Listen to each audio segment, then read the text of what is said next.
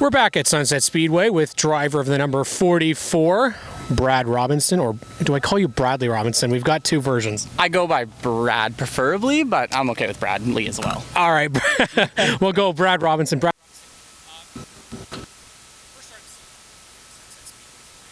Yep. Problem? Now you got me? Did it cut out? Yeah, okay. You want me to redo? No? Okay. Oh, okay, cool. All right. So, Brad, first start of the season for you here at Sunset Speedway. You were able to get out on the track for practice and a solid qualifying run for you. Let's talk about it. How do you like this track so far? I like it quite a fair bit. I've never been here before. I've practiced here. I thought it would race like Sauble. I learned real quick it does not race like Sauble. We went out for one practice at least, and it was pretty loose, so we tightened it up a little bit and went out for qualifying and starting in a pretty solid fifth, so not too bad for my first time. Yeah, and this will be a little bit different because obviously for your first start of the season, which is great, but we also haven't done 100 laps yet so far this season, so everybody's going to be really, really itching to get going. What's your strategy to start this 100 lapper? I think it's just physically and mentally to be there for that 100 laps and not use all your equipment up in the first 20 laps. I came from Thundercar, right? So our features were like 30 laps, right? So just getting a feel of it for the first 50 laps and just be there at the end, essentially. So the 44 car, obviously you made it out to the racetrack this year. We had some people that were able to help you get to the racetrack. Let's talk about them, right?